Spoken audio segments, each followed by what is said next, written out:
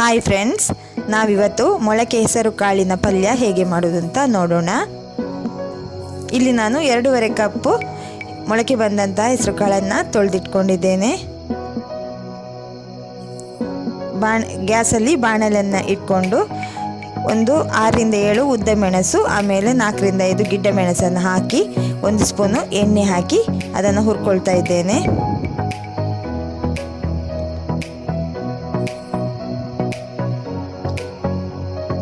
ನಾನು ಹೆಸರು ಕಾಳನ್ನು ನಿನ್ನೆ ಬೆಳಿಗ್ಗೆನೇ ನೀರಲ್ಲಿ ಹಾಕಿಟ್ಟಿದ್ದೇನೆ. ರಾತ್ರಿ ಒಂದು ಬಟ್ಟೆಯಲ್ಲಿ ನೀರನ್ನು ಚೆನ್ನಾಗಿ ತೆಗೆದು ಒಂದು ಬಟ್ಟೆಯಲ್ಲಿ ಕಟ್ಟಿ ಮೊಳಕೆ ಬರಲಿಕ್ಕೆ ಇಟ್ಟಿದ್ದೇನೆ. ಇವತ್ತು ಬೆಳಿಗ್ಗೆ ಚೆನ್ನಾಗಿ ಮೊಳಕೆ ಬಂದಿದೆ. ಈಗ ಮೆಣಸನ್ನು ಚೆನ್ನಾಗಿ ಹುರ್ಕೊಳ್ಳಿ.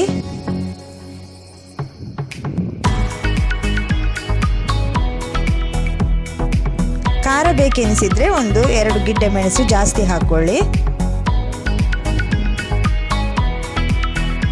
ಆಮೇಲೆ ಕೊತ್ತಂಬರಿ ಬೀಜ 1 ದೊಡ್ಡ ಸ್ಪೂನು, 1/4 ಸ್ಪೂನ್ ತಗೊಳ್ಳಿ ಕೊತ್ತಂಬರಿ ಬೀಜ.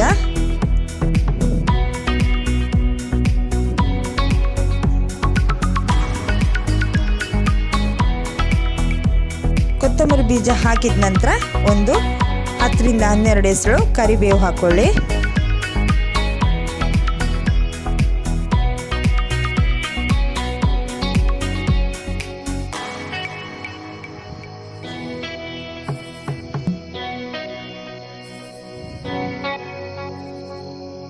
ಕೊತ್ತಂಬರಿ ಬೀಜ ಹದವಾಗಿ ಹುರಿತಾ ಬರುವಾಗ ಸಣ್ಣ 1 ಸ್ಪೂನು ಜೀರಿಗೆ ಹಾಕ್ಕೊಳ್ಳಿ.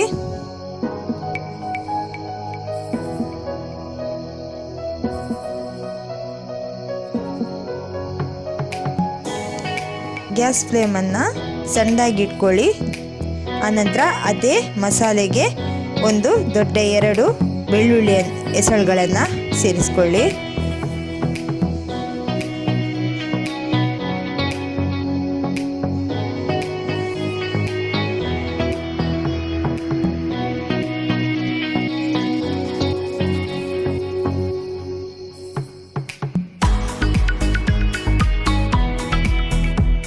ಒಂದು ಸಣ್ಣ ಈರುಳ್ಳಿಯ 1/4 ಭಾಗ ಈರುಳ್ಳಿಯನ್ನು ಕೂಡ ಇದೇ ಮಸಾಲೆಯೊಟ್ಟಿಗೆ ಸೇರಿಸಿಕೊಂಡು ಲೈಟಾಗಿ ಹುರ್ಕೊಳ್ಳಿ. ಒಂದು ಈರುಳ್ಳಿಯ 1/4 ಭಾಗ ಸಾಕು, ಸಣ್ಣ ಈರುಳ್ಳಿಯ 1/4 ಭಾಗ.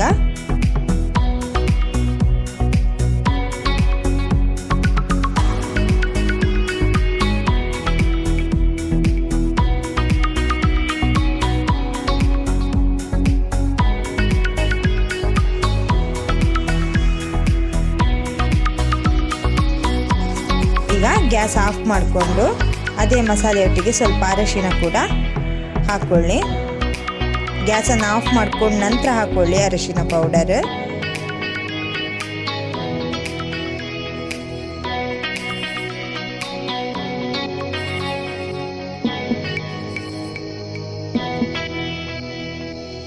ಈಗ ನಾನು ಗ್ರೈಂಡರಿಗೆ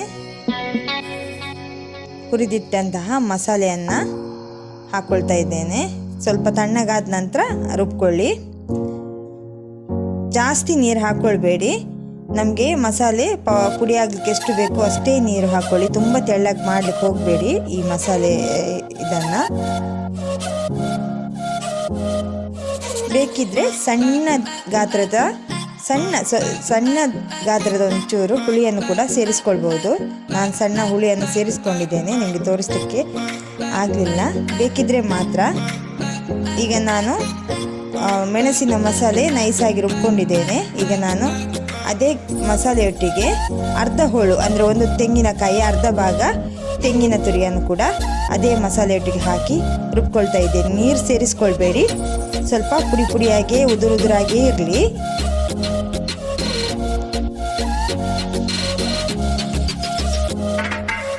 ಯಾಕೆಂದರೆ ನಾವು ಮಾಡೋದು ಪಲ್ಯ, ಸ್ವಲ್ಪ ಮಸಾಲೆ ಡ್ರೈ ಮಸಾಲೆ ಬೇಕು. ನೀರು ಹಾಕ್ಕೊಳ್ಳಿಕ್ಕೆ ಹೋಗಬೇಡಿ. ನಾವು ಮೊದಲು ಮೆಣಸು ರುಬ್ಬುವಾಗ ಹಾಕ್ಕೊಂಡಿರುವಂಥ ನೀರೇ ಸಾಕು ಇದಕ್ಕೆ.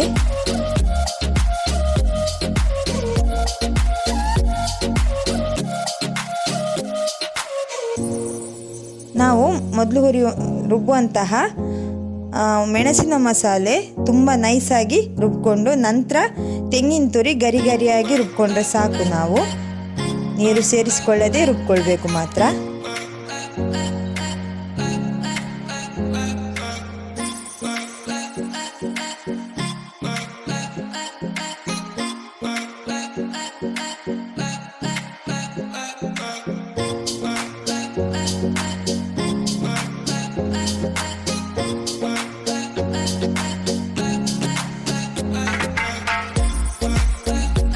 ನೋಡಿ ಈಗ ತರಿಯಾಗಿ ಒಂದು 70ರಿಂದ 75% ನುಣ್ಣಗಾಗಿದೆ ತೆಂಗಿನ ತುರಿ.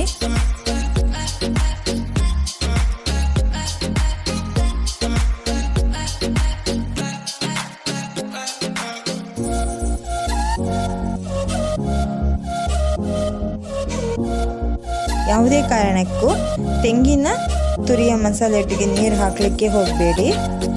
ಉದುರುದುರಾಗಿಯೇ ನಮಗೆ ಈ ಮಸಾಲೆಯನ್ನು ನಾವು ತೆಗಿಬೇಕು.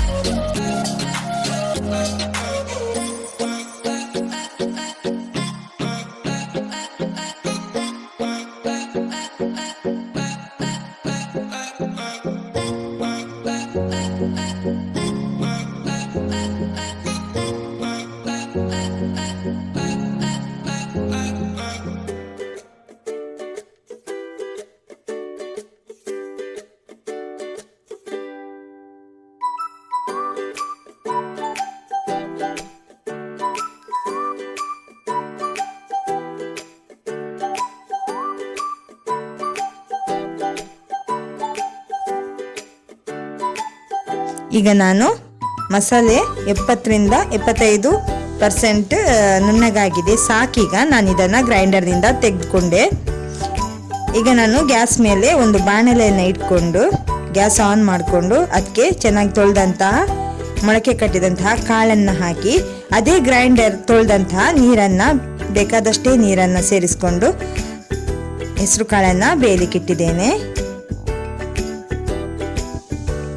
ಜಾಸ್ತಿ ನೀರು ಬೇಯಲಿಕ್ಕೂ ಇಡಬೇಡಿ, ಬೇಕಾದರೆ ಮತ್ತೆ ಸೇರಿಸ್ಕೊಳ್ಬೋದು. ಹೆಸರು ಕಾಳು ಒಂದು 80% ಬೆಂದರೆ ಸಾಕು, ಜಾಸ್ತಿ ಬೇಯಿಸ್ಲಿಕ್ಕೆ ಹೋಗಬೇಡಿ. ಒಂದು 75ರಿಂದ 80% ಹೆಸರು ಕಾಳು ಬೆಂದರೆ ಸಾಕು. ಹೆಸರು ಕಾಳು ನಾವು ಮೊಳಕೆ ಕಟ್ಟಿರೋದ್ರಿಂದ ಬೇಗ ಬೇಯುತ್ತೆ. ನೋಡಿ ಈಗ ಒಂದು 70% ಬೇಯುವಾಗ ಉಪ್ಪು ಬೇಕಾದಷ್ಟೇ, ರುಚಿಗೆ ಬೇಕಾದಷ್ಟೇ ಉಪ್ಪು ಸೇರಿಸ್ಕೊಳ್ಳೋಣ. ಈಗ ನೀರು ಕೂಡ ಕಮ್ಮಿ ಆಗ್ತಾ ಬಂದಿದೆ. ನೋಡಿ ಹೆಸರು ಕಾಳು ಬೇಯ್ತಾ ಬಂದಿದೆ. ನಾನೀಗ ಉಪ್ಪು ಸೇರಿಸ್ಕೊಂಡು ಒಮ್ಮೆ ಚೆನ್ನಾಗಿ ಮಿಕ್ಸ್ ಮಾಡ್ಕೊಳ್ತಾ ಇದ್ದೇನೆ. ಇದು ಆರೋಗ್ಯಕ್ಕೂ ತುಂಬ ಒಳ್ಳೆಯದು ಹೆಸರು ಕಾಳು. ಹೆಸರು ಕಾಳನ್ನು ಮೊಳಕೆ ಕಟ್ಟಿದ ನಂತರ ಜಾಸ್ತಿ ನೀವು ತೊಳ್ಕೊಳ್ಳಿಕ್ಕೆ ಹೋಗಬೇಡಿ. ನಾವು ಮೊದಲೇ ನೀರಿಗೆ ಹಾಕಿ ಮೊಳಕೆ ಬರಲಿಕ್ಕೆ ಇಡ್ತೇವಲ್ವ, ಆಗಲೇ ಚೆನ್ನಾಗಿ ಒಂದು 2-3 ಸತಿ ತೊಳೆದು ನಾವು ನೀರಲ್ಲಿ ನೆನೆ ಹಾಕಿ ಆನಂತರ ಸಂಜೆ ಒಂದು ಬಟ್ಟೆಯಲ್ಲಿ ಕಟ್ಟಿ ನೀರು ಎಲ್ಲ ಸೋಸಿ ತೆಗೆದು ಬಟ್ಟೆಯಲ್ಲಿ ಕಟ್ಟಿ ಇಟ್ಟರೆ ಆಯಿತು. ನೆಕ್ಸ್ಟ್ ಡೇ ನಮಗೆ ಬೆಳಿಗ್ಗೆ ಮೊಳಕೆ ಕಾಳು ರೆಡಿಯಾಗಿರುತ್ತೆ. ಚೆನ್ನಾಗಿ ಮೊಳಕೆ ಬಂದು ನಮಗೆ ಪಲ್ಯ ಮಾಡಲಿಕ್ಕೆ ರೆಡಿಯಾಗಿರುತ್ತೆ ಹೆಸರು ಕಾಳು. ನೋಡಿ ಈಗ ಹೆಸರು ಕಾಳು ಈ ಅದಕ್ಕೆ ಬೆಂದರೆ ಸಾಕು, ಜಾಸ್ತಿ ಏನು ಬೇಯೋದು ಬೇಕಾಗಿಲ್ಲ. ಒಂದು 75ರಿಂದ 80% ಬೆಂದರೆ ಸಾಕು. ನೀರು ಕೂಡ ಕಮ್ಮಿ ಆಗ್ತಾ ಬಂದಿದೆ.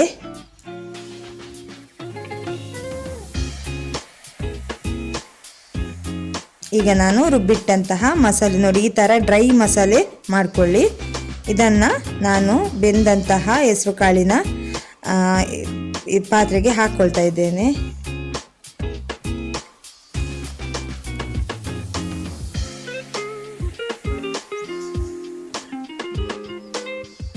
ನಿಧಾನಕ್ಕೆ ಮಿಕ್ಸ್ ಮಾಡ್ಕೊಳ್ಳಿ, ಯಾಕೆಂದರೆ ಹೆಸರು ಕಾಳು ಪುಡಿ ಆಗುತ್ತೆ. ಜಾಸ್ತಿ ನಾವು ಮಿಕ್ಸ್ ಮಾಡಿಕೊಂಡ್ರೆ ನಿಧಾನಕ್ಕೆ ಮಿಕ್ಸ್ ಮಾಡಿಕೊಳ್ಳಿ.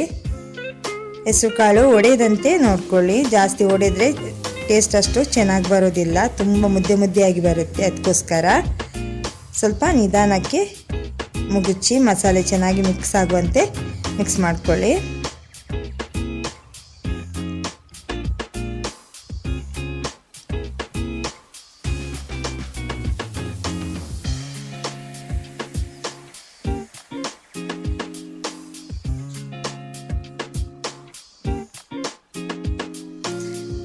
ಹೆಸರು ಕಾಳು ಒಂದು 70-75% ಬೆಂದಿರುವಾಗಲೇ ನಾವು ರುಬ್ಬಿಟ್ಟಂತಹ ಮಸಾಲೆಯನ್ನು ಮಿಕ್ಸ್ ಮಾಡಿಕೊಳ್ಳೋಣ. ನೀರು ಕೂಡ ಒಂದು 80% ಹಾರ್ತಾ ಬರುವಾಗಲೇ ನಾವು ಈ ಮಿಶ್ರಣವನ್ನು ಸೇರಿಸ್ಕೊಳ್ಳೋಣ. ನಾವು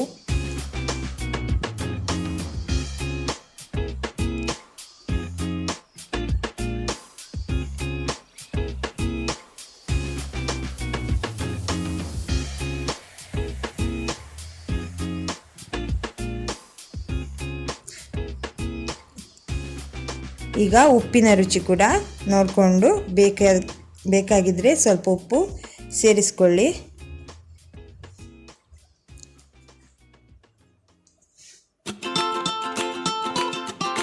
ಕಮ್ಮಿ ಅನಿಸಿದರೆ ಮಾತ್ರ ಸೇರಿಸ್ಕೊಳ್ಳಿ ಉಪ್ಪು. ಈ ಹದದಲ್ಲಿರುವಾಗ ಉಪ್ಪಿನ ಟೇಸ್ಟನ್ನೊಮ್ಮೆ ನೋಡ್ಕೊಳ್ಳಿ.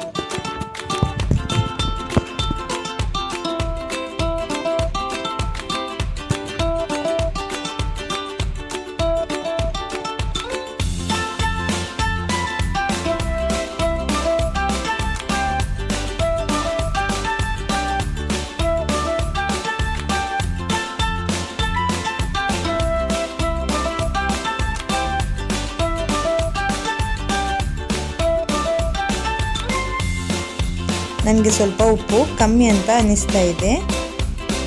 ಸ್ವಲ್ಪ ಉಪ್ಪು ಸೇರಿಸ್ಕೊಳ್ತಾ ಇದ್ದೇನೆ ನಾನು.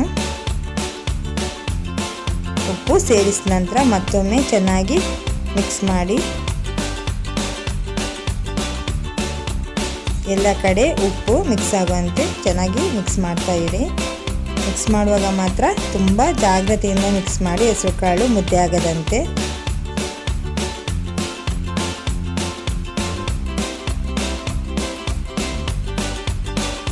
ಹೆಸರು ಕಾಳು ಪುಡಿಯಾಗದಂತೆ ನೋಡಿಕೊಂಡ್ರೆ ಆಯಿತು ನಾವು ಮಿಕ್ಸ್ ಮಾಡುವಾಗ.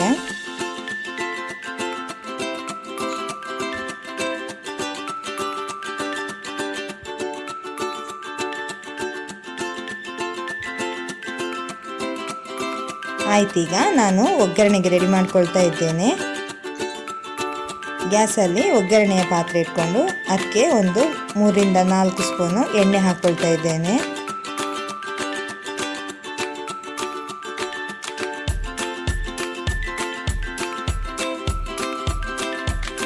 ಎಣ್ಣೆ ಬಿಸಿ ಆಗ್ತಾ ಬರುವಾಗ ಒಂದು ಸಣ್ಣ ಸ್ಪೂನಲ್ಲಿ 1-1.5 ಸ್ಪೂನು ಸಾಸಿವೆ ಹಾಕ್ಕೊಳ್ತಾ ಇದ್ದೇನೆ.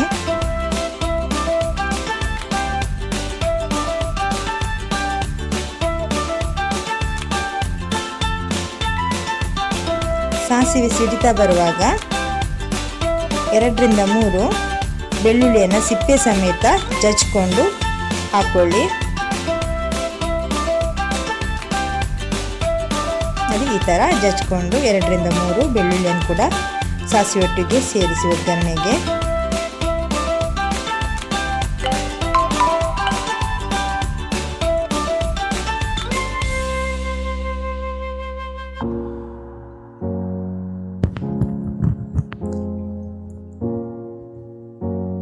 ಸಾಸಿವೆ ಮತ್ತು ಬೆಳ್ಳುಳ್ಳಿ ಚೆನ್ನಾಗಿ ಫ್ರೈ ಆದ ನಂತರ ಕೊನೆಯದಾಗಿ ನಾವು ಕರಿಬೇವು ಕೂಡ ಸೇರಿಸ್ಕೊಳ್ಬೇಕು. ಈಗ ನಾನು ಕರಿಬೇವನ್ನು ಕೂಡ ಅದೇ ಒಗ್ಗರಣೆಗೆ ಹಾಕ್ಕೊಳ್ತಾ ಇದ್ದೇನೆ.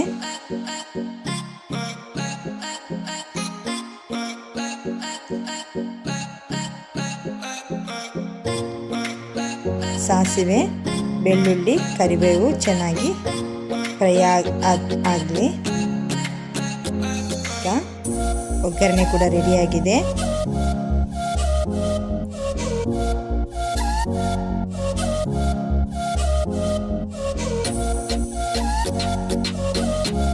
ನಾನೀಗ ಒಗ್ಗರಣೆಯನ್ನು ಹೆಸರು ಕಾಳಿನ ಪಲ್ಯಕ್ಕೆ ಸೇರಿಸ್ಕೊಳ್ತಾ ಇದ್ದೇನೆ.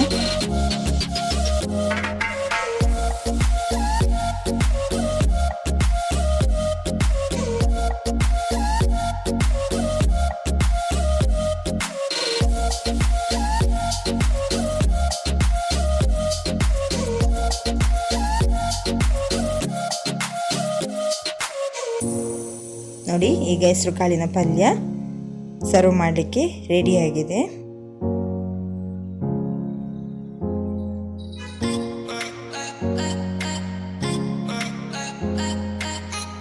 ಈ ರೆಸಿಪಿಯನ್ನು ನೀವು ಕೂಡ ನಿಮ್ಮ ಮನೆಯಲ್ಲಿ ಟ್ರೈ ಮಾಡಿ. ಈ ರೆಸಿಪಿ ನಿಮಗೆ ಇಷ್ಟವಾದಲ್ಲಿ ಲೈಕ್ ಮಾಡಿ, ಶೇರ್ ಮಾಡಿ, ಕಮೆಂಟ್ ಮಾಡಿ, ಸಬ್ಸ್ಕ್ರೈಬ್ ಮಾಡಿ. ಜೊತೆಗೆ ಪಕ್ಕದಲ್ಲಿರುವಂತಹ ಬೆಲ್ ಐಕನ್ನ ಪ್ರೆಸ್ ಮಾಡೋದನ್ನು ಮರೆಯಬೇಡಿ. ಧನ್ಯವಾದಗಳು.